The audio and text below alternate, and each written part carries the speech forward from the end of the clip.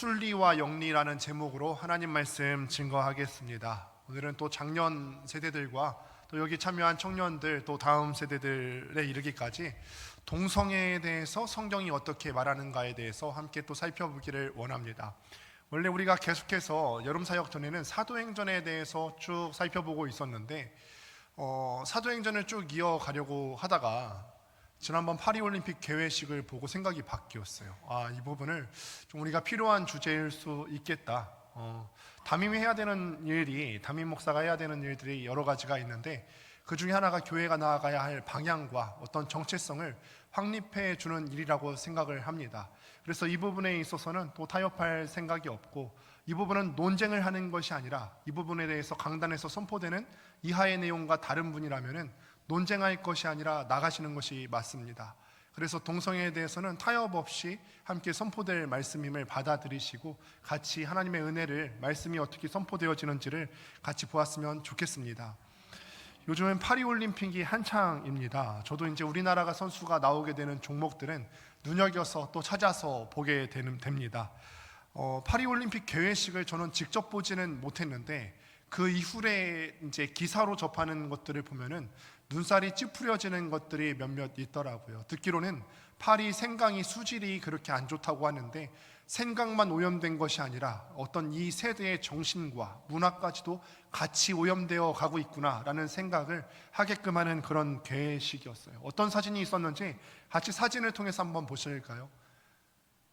네, 개회식 때 동성애자들이 많이 나왔어요. 지금 이 디오니소스라고 하는 것을 형상화한 건데 보시면 온몸에 페인트를 안고 나체예요. 또 한번 보실까요? 최후의 만찬 패러디, 예수님께서 등장하는 그 최후의 만찬을 이렇게 동성애자들이 나와서 패러디를 하게 되었고요. 또 한번 보실까요? 네, 최후의 만찬을 패러디한 것입니다. 뒤에 나오는 파란색 옷을 입은, 그 다음 사진이요. 네, 저렇게 보면은 뒤에 나오는 저 파란색 옷을 입은 사람이 예수님을 패러디한 것이고, 이렇게 동성애자들이 나와서 우스꽝스럽게 만들었습니다. 이에 대해서 여러 가지 논쟁이 있었어요. 이 사람들이 논란이 될 줄을 몰랐을까? 그게 아니라 이것을 통해서 논란을 만들려고 했던 것이죠. 이런 어떤 민감한 주제들을 가지고 논란을 만들었고, 전 세계인이 보는 앞에서 앞으로 세계의 문화는 이렇게 흘러갈 것이다 라고 선포한 셈이 되어버렸어요. 요즘 동성애와 차별금지법이 핫한 이슈입니다. 우리는 이 문제들에 대해서 정치적인 입장에서 설명하려는 것이 아니에요. 정치적인 것이라 하면은 제 전공 영역도 아닐 뿐더러 이것을 어떻게 성경적인 것으로 바라보아야 될지에 대해서 살펴보려고 합니다. 차별금지법 좋지요. 차별 안 하는 거 참 좋습니다. 인종이 차별 서로 안 받고요. 세대 간에 서로 차별받지 않는 거, 또 이제 빈부 간에 서로 차별받지 않고 남녀 간에 차별 없는 거 좋습니다. 다 차별 없는 것 좋은데 여러 가지 좋은 것들 중에서 한 가지라도 우리는 걸리는 것이 있다면 우리가 반대해야 되는 부분이 분명히 있죠. 동성애. 많은 사람들이 모두 동성애에 대해서 주관적인 생각을 갖고 말합니다. 사람들이 서로 상대방을 위해서 헌신하고 희생하고 사랑하면 좋은 거 아닌가? 다른 사람들의 피해 주는 것도 아닌데, 우리가 남자끼리 사랑해도 여자끼리 사랑해도 피해 주는 것도 아닌데 그냥 놔두지 왜? 그러나 그리스도인들은 우리가 누누이 얘기하는 것이 자기 생각대로 사는 사람들이 아니죠. 자기가 원하는 대로 본능대로 사는 사람들이 아니에요.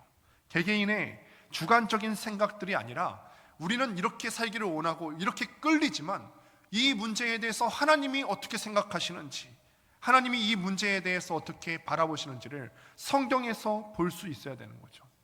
먼저 우리는 동성애자들을 어떻게 바라보고 있을까? 이런 시각들이 있을 것 같습니다. 어떤 분들은 동성애자를 바라볼 때 분노와 혐오감, 어떡하지? 무관심으로 대해요. 나와는 상관없는 일이니까, 우리 집안에 동성애자들이 없으니까. 그리고 어떤 사람들은 사람 사는 게 다 똑같이, 사람이 그런 생각 품을 수도 있지, 관대함으로 대하는 이런 세 가지 요소들이 있을 것 같아요. 분노와 혐오감으로 대하는 사람이 있고요, 나랑 상관없으니까 무관심으로 대하는 사람들이 있고, 아니면 우리는 다 휴머니즘, 관대함으로 대하는 사람들이 있을 것 같아요. 동성애가 죄인 건 알겠는데, 그래, 남자가 남자를 서로 사랑하고 여자가 여자를 사랑하는 거 하나님께서 반대하시고 죄인 거 알겠는데 굳이 차별금지법을 반대할 필요가 있나? 동성결혼 합법, 이거를 반대할 필요가 있나? 여러분, 이게 지금 우리 사회의 문제입니다. 우리 사회에 대해서 이게 얼마나 심각하게 들어와 있는지 한번 보실까요? 동성결혼에 대해서 반대하는 퍼센트가 우리나라에서 몇 퍼센트 정도 되는지 아세요?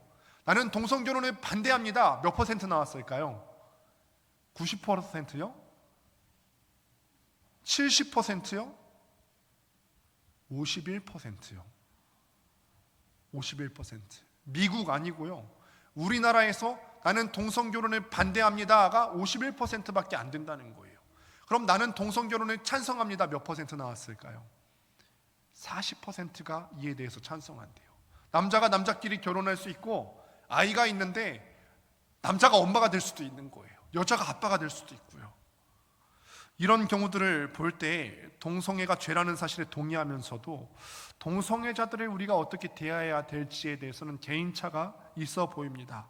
이렇게 다양한 반응이 나오는 이유는 동성애 행위와 또 동성애자들에 대한 이해가 개인마다 다르기 때문에 그렇습니다. 여러분들께서는 동성애와 동성애자 하면 어떤 생각이 떠오르십니까? 먼저 동성애의 사전적 정의는 다음과 같습니다. 동성, 그러니까 남자가 남자에게, 여자가 여자에게 감정적, 사회적, 성적인 이끌림을 느끼는 것, 이게 동성애의 정의입니다. 이끌림을 받아들여서 나는 이끌리는데 이 본능적인 감정을 받아들여서 스스로 정체화하는 사람들을 우리는 동성애자라고 하죠. 우리가 동성애자라고 하면 일반적으로 자제력이 없고 동성들과 문란하게 성관계를 하는 그런 사람들이라고 생각을 하는데, 동성애자는 사실은 이렇게 간단하게만 바라볼 수 있는 건 아닙니다. 동성애자는 여러 가지로 분류가 된다고 합니다. 심리학자 마크 야하누스라는 사람이 세 단계로 동성애자를 분리를 했습니다. 보실까요? 먼저 첫 번째는 동성에게 감정을 느끼는 모든 사람들, 동성에게 감정을 느끼는 많은 사람들이 있어요. 그런데 두 번째는 내게 이런 감정이 있을지라도 저항하는 사람들, 내가 동성애가 감정이 느끼는데 저항할 수 있는 사람들이 있다는 거예요. 이런 사람들은 동성애적 성향이 있다는 사실을 감추고 싶어하고 직접적인 성행위에는 참여하지 않습니다. 세 번째는 실제 이끌림에 따라서 성적인 행위에 참여하는 이런 세 번째 사람들이 있습니다. 하우스라고 하는 이 학자에 따르면은 동성애자라고 해서 모두 동성간 성행위, 성관계를 하는 것 아니고요, 그 중에서도 벗어나려고 내가 이런 이끌림이 있지만 반대하고 벗어나려고 애쓰는 사람들이 있다는 거예요.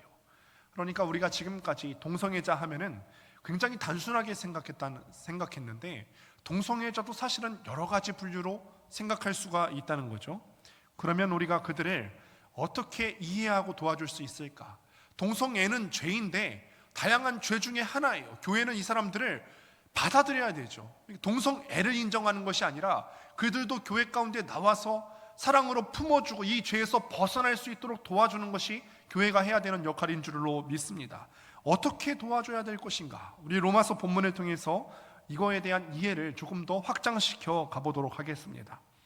오늘 로마서 본문을 기록한 바울은 AD 45년에서 한 57년까지 10년 동안 3차례의 전도 여행을 진행을 하게 됩니다. 이 여행을 마무리하면서 고린도 지역에 머물러서 있을 때 로마에 서신을 하나 보내게 됩니다. 이것이 바로 로마서입니다. 바울은 3차례의 전도 여행을 하면서 새로운 비전을 꿈꿨습니다. 지도를 한번 보시도록 하겠습니다. 고린도 지역에서 여러분들 보셨을 때 왼쪽 위에 장화 모양의 지도가 바로 이탈리아 반도인데, 바울은 저 이탈리아 반도를 넘어서 스페인 지역에 이르기까지 복음을 전하기를 원했어요. 그런데 그 전에 중간 거점 지역으로 로마에 있는 교인들에게 도움을 받기를 원했습니다. 문제가 하나 있는데, 로마 교회 사람들에게 복음을 전하고 도움을 받기를 원하는데 로마 교회는 바울이 직접 세운 교회는 아니에요. 기존까지 서신서들의 내용을 보면은 고린도전서라든지 데살로니가전서, 데살로니가서라든지 여러 가지 서신서는 바울이 직접 개척한 교회였고, 떠나왔을 때 그런 교회들의 문제가 생겼더라, 이런 문제들에 대해서 어떻게 다루어야 됐을까, 자기가 직접 세운 교회에 대해서 서신서를 보내는 것이 서신서의 공통점인데, 로마 교회는 바울이 직접 세운 교회가 아니라 바울이 가기 전에 이미 자생적으로 교회가 생겨나 있었고, 바울은 서바나, 그러니까 스페인 지역의 복음을 전하러 가기 전에 자생적으로 생겨난 그 로마 교회의 도움을 받기를 원했습니다. 그런데 바울이 로마에 가서 복음을 전하기 이전에, 도움을 받기 이전에 꼭 해야 될 일이 있었죠. 뭐냐면 달인 서신서들 같은 경우는 자기소개를 할 필요가 없어요.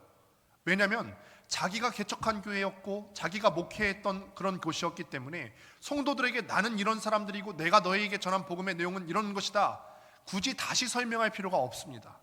그런데 로마서는 좀 다르죠. 자기가 개척한 교회도 아니고 이 사람들이 받아들이고 있는 복음의 내용이 맞는가 점검할 필요가 있기 때문에 로마서 1장 앞부분에서 굉장히 긴 분량을 할애해서 복음은 이런 것이다, 이런 것들이 복음이고 이런 것들은 복음이 아니다, 그리고 나는 이런 사람이다 라고 자기소개를 장황하게 할 필요가 있었어요.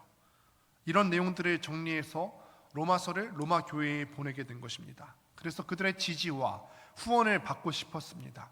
그래서 로마서의 이 앞부분의 많은 부분을 할애해서 체계적으로 복음을 설명하는데, 여기서 중요한 게 뭐냐면 복음에 대해서 설명하는데 그 복음의 내용 가운데 동성애가 있다는 거예요. 우리는 복음을 생각했을 때 예수 믿으면 천국 가고 그렇지 않으면 지옥 가, 이렇게 단순하게 생각했는데 복음의 내용 가운데 동성애에 대한 내용이 있네요. 여러분, 우리가 복음을 전하는 데 있어서 굳이 이 불편한 이야기, 동성애가 죄라는 이야기를 해야 되는가? 해야 된다는 거예요. 교회가 입이 있으면은 이 말을 꼭 해야 되는 거예요. 여러분, 우리 사회에서 차별금지법이 통과가 될까요? 안 될까요? 될 것 같아요. 반대하지만 될 것 같아요. 동성결혼 하게 되는 날이 올까요? 안 올까요? 올 것 같거든요. 암울하지만 올 것 같아요. 그런데 바라기는 우리 교회가 입이 있어서 그렇게 다 넘어가도 우리 교회가 최후의 보루가 되었으면 좋겠어요. 그 최후가 우리였으면 좋겠어요. 차별금지법이 통과가 되어서 이거에 대한 발언을 하면 잡혀간다 할지라도 우리는 이거에 대해서 발언할 수 있는 교회가 되었으면 좋겠습니다. 바울이 그렇게 했다는 거예요. 바울이 그렇게 했고, 복음을 전하는 데 있어서 죄가 무엇인지 설명하는 것은, 복음의 요체를 정리하는 데 있어서 죄가 무엇인지 설명하는 것은 굉장히 중요했다는 것입니다. 죄는 인간의 부패함이죠. 인간의 부패함은 세 가지 그릇된 모습으로 단계적으로 나타나는데, 함께 로마서 1장 23절부터 25절까지 말씀을 같이 읽어보도록 하겠습니다. 시작. 썩어지지 아니하는 하나님의 영광을 썩어질 사람과 새와 짐승과 기어다니는 동물 모양의 우상으로 바꾸었느니라. 그러므로 하나님께서 그들을 마음의 정욕대로 더러움에 내버려 두사 그들의 몸을 서로 욕되게 하게 하셨으니, 이는 그들이 하나님의 진리를 거짓 것으로 바꾸어 피조물을 조물주보다 더 경배하고 섬김이라. 주는 곧 영원히 찬송할 이시로다. 아멘. 아멘. 먼저는 죄의 첫 번째 단계는 영원하신 하나님의 영광을 우상 숭배로 바꾼다는 것입니다. 하나님을 버리고 우상 숭배를 한다는 거예요. 하나님을 버리니까 영원한 진리의 말씀을 버리게 되겠죠. 그래서 두 번째로 나타나는 것이, 하나님에 관한 진리가 분명히, 진리는 하나인데, 진리는 하나예요. 그런데 이 진리를 거짓 것으로 바꾸게 된다는 것입니다.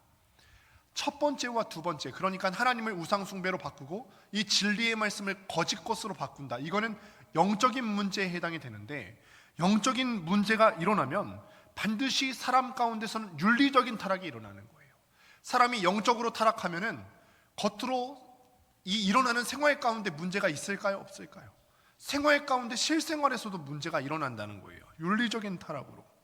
특별히 오늘 본문에서 말하는 것처럼 성윤리의 타락이 반드시 일어난다는 것입니다. 동성애자들은 이렇게 오해해요. 나는 날 때부터 이렇게 태어났는데 하나님께서는 왜 나를 이렇게 동성애적 욕구를 만드시고 난 다음에 이것을 마음껏 표현하지 못하게 하시지? 동성애자들이 이렇게 얘기한다는 거예요.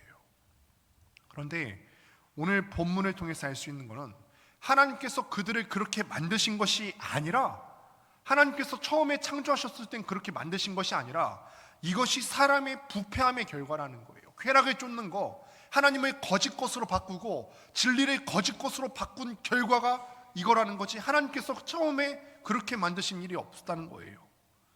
이런 영적인 타락의 결과로서 동성애가 나타나게 되었다는 것입니다. 그래서 단순히 동성애는요, 이거는 그냥 성적인 죄다 이렇게 간단하게 말할 수 있는 거 아니라 하나님의 창조 질서를 거스르는 우상 숭배적인 죄라고 볼 수가 있는 거예요.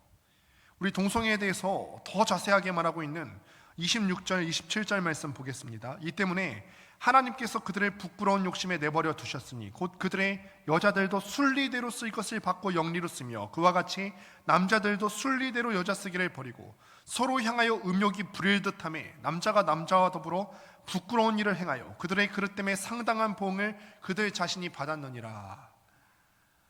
동성애를 지지하는 사람들은 이 본문을 해석할 때 다음과 같이 얘기해요. 동성애를 지지하는 사람들이 교회 다닌다는 사람들 중에서도 지지자들이 있는데 이런 측면에서 얘기합니다. 당시에는 성적 측면, 성적 취향이라는 것이 없었다. 그러니까 오늘날처럼 남자면 남자, 여자면 여자라는 정체성 자체가 없고 그냥 어떤 성행위 자체만을 쫓아서 쾌락을 추구하는 것이지 어떤 사람과 사람 간의 그런 사랑으로 사랑해서 동성애가 있었던 것은 아니다, 이렇게 얘기하는 사람들이 있습니다. 성인 남자가 그냥 어린 소년을 힘에 의해서 일방적으로 성적 폭력을 가하는 형태의 동성애가 이루어졌다, 이렇게만 바라봅니다. 즉 자기네들이 오늘날 하고 있는 한 인격과 한 인격이 사랑한다, 우리는 한 인격과 한 인격이 사랑하는 건데 옛날 고대 근동에서는 물리적인 힘에 의한 성폭력 아니었냐, 우리는 그것과는 차원이 다른 사랑을 하고 있다, 이렇게 얘기하고 있어요. 그런데 이거는 사실과 전혀 다릅니다. 그리스 로마 시대의 동성애라는 책에 보면은 토마스 하버드에 의하면은 당시에는 동성애가 단지 사사로운 쾌락의 수단으로 그치는 것이 아니라 이성 간의 성관계를 배제하고, 성관계 없이도요, 성관계를 배제하고 거부하는 개인의 정체성을 결정짓는 본질적이고도 핵심적인 기준으로 간주되기 시작했다. 그러니까 이 당시 이 동성 간의 성관계를 제외하고 나서라도 한 인격과 한 인격 간의 동성 간의 동성애가 이루어졌다는 거예요. 성을 결정짓는 정체성이라는 이해 속에서 이 동성애를 즐겼다는 것입니다. 또한 플라톤의 아주 유명한 향연이라는 책이 있는데 그 책을 보면은 성인 남성이 일반적으로 어린 소년을 일방적으로 성폭행한 것이 아니라 성인 남성 대 성인 남성이 동성애를 한 기록이 플라톤이 살았던 그 시대에 이미 존재하고 있었어요. 그런데 바울이 동성애가 죄라는 것을 설명할 때 이게 상호 합의하에 한 것인지 아니면 일반적인 성폭행에 의한 것인지 이거는 얘기하지 않고 있거든요. 동성애가 죄인 이유는 간단하게 한마디로 표현해요. 이게 무슨 DNA가 무슨 따라오느니 아니면 성폭행에 의한 것이 나는지 아니면 우리는 조금 더 고결하게 동성과 동성이 사랑한다, 이렇게 구구절절 설명하지 않고 한마디로 이렇게 표현해요. 이건 영리다. 동성애는 영리이기 때문에 죄라는 것입니다. 동성애가 죄인 이유는 영리이기 때문에 그렇습니다. 여러분, 영리가 무엇입니까? 반대로 순리는 무엇이죠? 순리. 하나님이 창조하신 창조 질서와 룰이 있어요. 그 창조 질서와 룰대로 순응하면서 살아가는 거예요. 하나님이 만드신 그 법대로 행하고 그 목적대로 행하고 살아가는 것을 말합니다. 영리는 뭐죠? 질서가 이렇게 있는데 이 질서에 반하는 게 영리예요. 순리는 하나님의 질서대로 가는 게 순리인데 영리는 그 질서에 반해서 가는 거, 반대하는 거, 이게 영리입니다. 이 질서를 내 마음대로 바꾸는 것, 이게 영리예요. 사람들은 하나님과 우상을 바꿨고 진리와 거짓을 바꿨고 나에게 허락하신 한 남성과 한 여성이 있는데 이거를 동성으로 바꿨어요. 하나님 말씀, 하나님 질서대로 순응하는 것이 아니라 내 부끄러운 욕심대로, 내 부끄러운 욕구대로 살게 되었다는 것입니다. 바울은 로마서 1장에서 이 동성애라는 죄가 얼마나 큰지에 대해서 말하는 것이 아니라 우리가 짓고 있는 이 죄, 동성애뿐만 아니라 죄라는 거에 대해서, 속성에 대해서 지금 말을 하고 있습니다.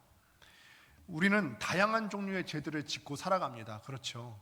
거짓말도 하고요, 폭력적이기도 하고 미워하기도 하고 다양한 종류의 죄들이 있는데 이 다양한 종류의 죄들의 공통점이 뭘까요? 공통점. 그것은 이 죄들이 영리라는 거예요. 영리. 하나님의 질서를, 하나님이 말씀하신 그 진리가 있는데 그 진리를 내 맘대로 바꾸고 왜곡하고 훼손하는 거. 하나님이 이웃을 사랑하라고 하셨어요? 미워하라고 하셨어요? 사랑하라고 하셨어요. 그런데 살다 보니까 제가 나를 불편하게 하네? 나는 내 마음대로 하고 싶은데 제가 나를 걸리게 하네? 상대방을 미워해요. 그럼 이게 영리가 되는 거죠. 순리가 아니에요. 순리는 다른 사람을 사랑하며 사는 것인데 이것을 내 맘에 안 든다로 왜곡시켰어요. 그럼 이게 죄인 거죠. 우리가 짓는 모든 죄가 영리인데 바울이 오늘 본문에서 특별히 동성애를 언급하는 이유는 이 영리라는 죄의 속성을 가장 두드러지게 표현하는 죄의 형태가 동성애이기 때문에 그렇습니다. 그런데 우리가 이렇게 말해도요, 동성애자들은 이렇게 반박해요. 사랑에 빠진 게 죄는 아니잖아. 이거 어디서 들어보시지 않았어요? 사랑에 빠진 게 죄는 아니잖아. 이 대사를 혹시 아십니까? 예전에 JTBC에서 방영했던 부부의 세계라는 드라마를 보신 적이 있어요? 제 기억하기로는 한 3년 전쯤 방영했던 것 같은데 저희도 그거를 굉장히 즐겨 보았던 기억이 있습니다. 그 드라마에서 한 부부가 원래는 건강하게 잘 살고 있었는데 남자가 불륜에 빠졌어요. 근데 불륜을 저지르는 남자가 당당하게 이렇게 얘기합니다. 사랑에 빠진 게 죄는 아니잖아. 여러분 어떠세요?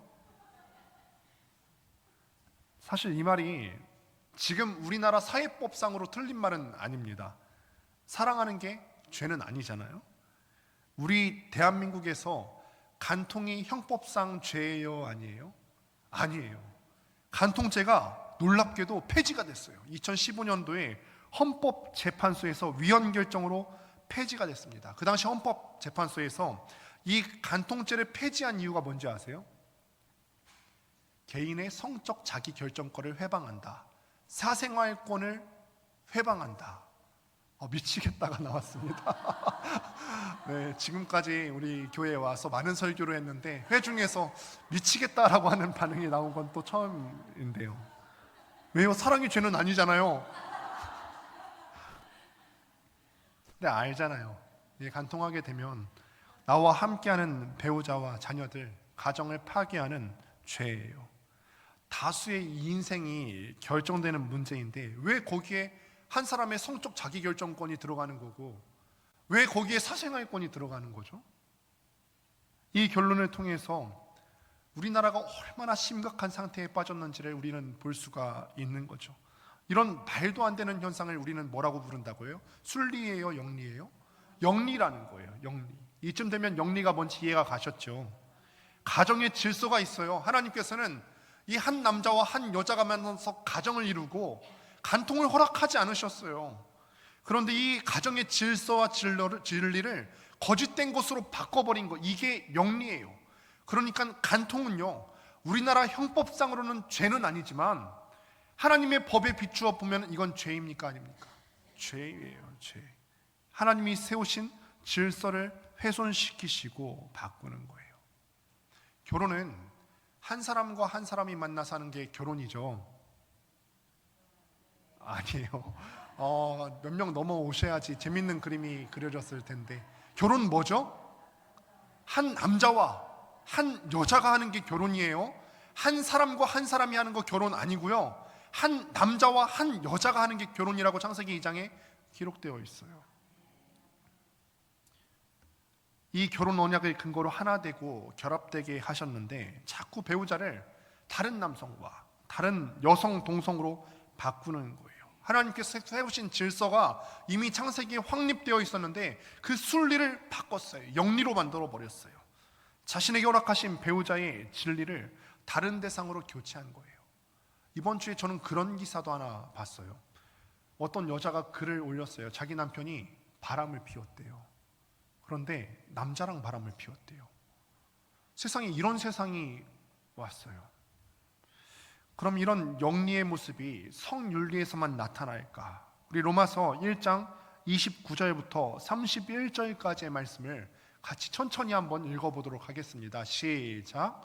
곧 모든 불의, 추악, 탐욕, 악의가 가득한 자요, 시기, 살인, 분쟁, 사기, 악독이 가득한 자요, 수군수군하는 자요, 비방하는 자요, 하나님께서 미워하시는 자요, 능욕하는 자요, 교만한 자요, 자랑하는 자요, 악을 도모하는 자요, 부모를 거역하는 자요, 우매한 자요, 배약하는 자요, 무정한 자요, 무자비한 자라.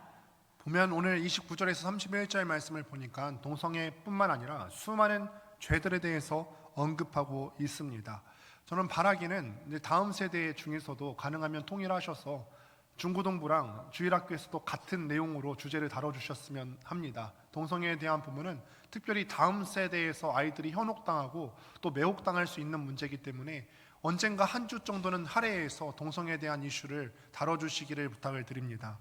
하나님께서 인간과 하나님 사이에서 또 인간과 인간 사이에서 자녀와 부모 사이에서 수많은 관계 속에서 하나님께서 세우신 질서들이 있습니다. 이렇게 하라 저렇게 하라 하나님께서 명령해 주신 것이 분명히 있습니다. 부모를 거역하는 거 하나님께서 세우신 질서에 어긋나는 영리입니다. 살인하고 또 이웃을 미워하는 거 하나님께서는 사랑하라고 하셨지 미워하라는 말씀을 주신 적이 없어요. 그러니까 이웃을 미워하고 살인하는 것도 하나님의 창조 질서를 거스르는 영리예요. 사회 공동체에 세우신 이 사랑과 공의의 질서에 대해서 거꾸로 가는 것입니다. 그런 의미에서 모든 죄인, 모든 인간은요, 이런 순리의 삶을 저버리고 영리의 삶을 살아가고 있는 영리자입니다. 이런 인간의 부패함의 결론이 무엇이냐면 로마서 3장 20절에서 이렇게 말합니다. 그러므로 율법의 행위로 그의 앞에 의롭다 하심을 얻을 육체가 없나니 율법으로는 죄를 깨달음이니라. 우리에게 결국은 소망이 없다는 거예요. 우리 노력으로는 이런 영리를 행할 수 있는 나의 본능을 거스를 수 있는 능력이 없어요. 살다 보면 자꾸 거짓말하게 되고, 살다 보면 자꾸 음란하게 되고, 살다 보면 자꾸 미워하게 되고, 음욕이 불일 듯해서 남자가 남자를 사랑하고 여자가 여자를 품게 되는데, 우리는 이런 본능을 우리 자신의 노력으로는 발버둥 쳐도 어쩔 수가 없다는 거예요. 그래서 우리 모두는 구원자가 필요합니다. 이성애자든 양성애자든 동성애자든 우리는 모두 구원자가 필요하다는 거예요. 그러니 동성애자들이 교회에 올 수 있습니까? 없습니까? 그런 사람일수록 와야 되는 거죠. 와서 구원자가 누구인지를 발견해야 되고 구원자를 만나서 그 상황 가운데서 영리에서 빠져나와야 되는 거죠. 그래서 로마서 3장 21절 22절 보시면 하나님께서 대책을 마련하셨습니다. 이제는 율법 외에 하나님의 한 의가 나타났으니 율법과 선지자들에게 증거를 받은 것이라. 곧 예수 그리스도를 말미암아 모든 믿는 자에게 미치는 하나님의 의인이 차별이 없느니라. 여기서 하나님의 의는 자격 없는 영리자들, 그러니까 그 질서에 순응하지 못하고 살아가는 그 하나님 사람들에게 주시는 하나님의 선물인데 차별이 없어요. 우리 같은 이성애자들만 그 하나님의 의를 받는 것이 아니라 동성애자들도 그 하나님의 의가 필요하다는 거예요. 이제 너희가 하나님의 의를 입었으니까 불의의 옷을 버리고 의의 도구로 살았으면 좋겠다. 영리로 살지 마.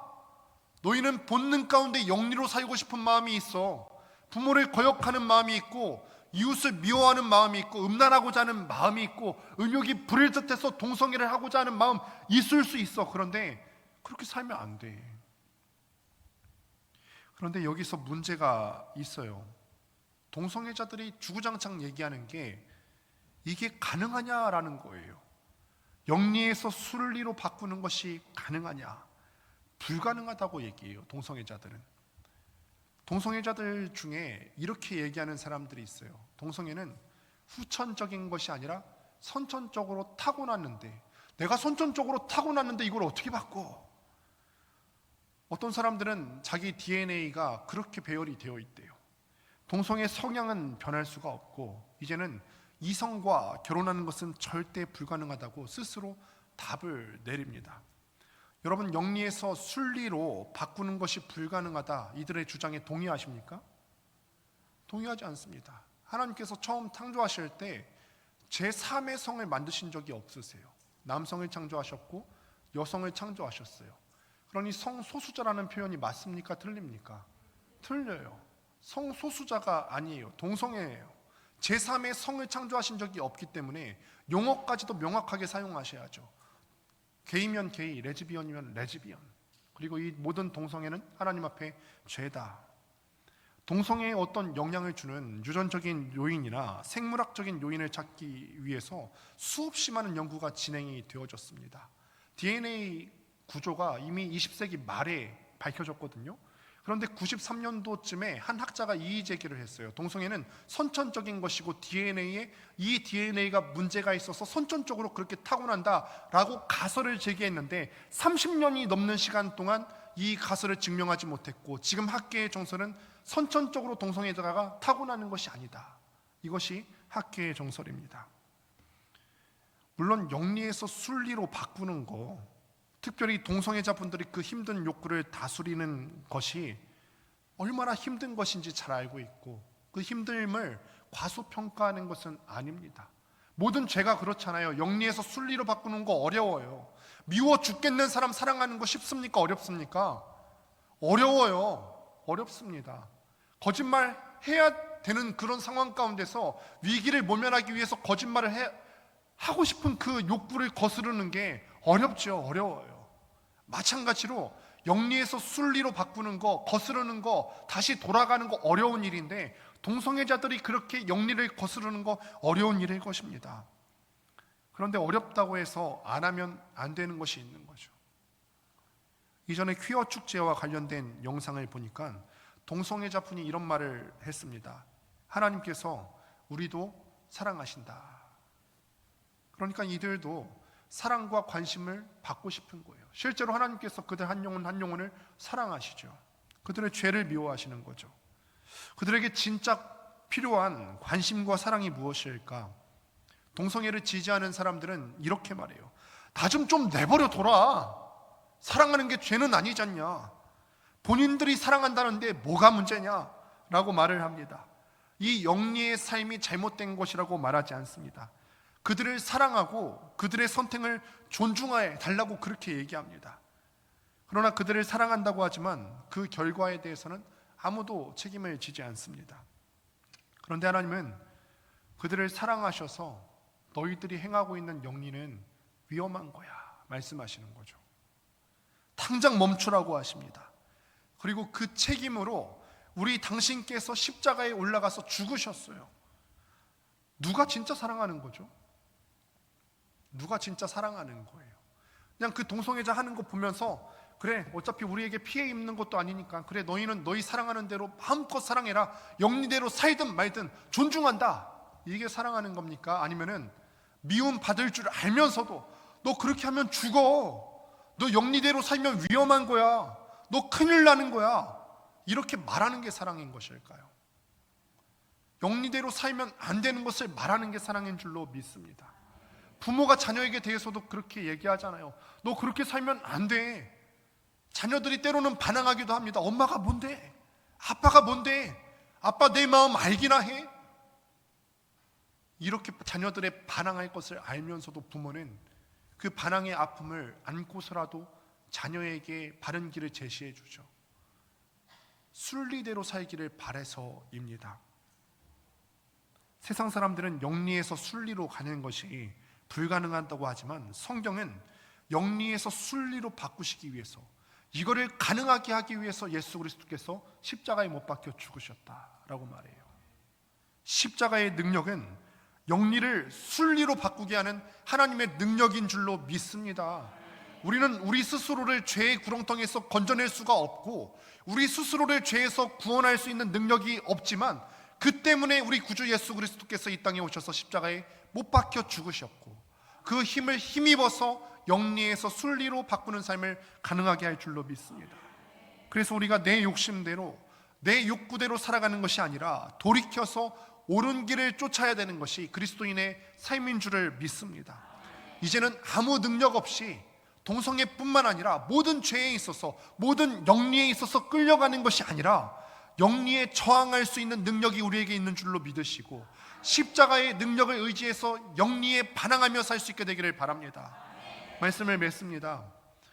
여러분, 하나님의 질서에 거스르는 영리의 본성이 우리 가운데에도 있습니다.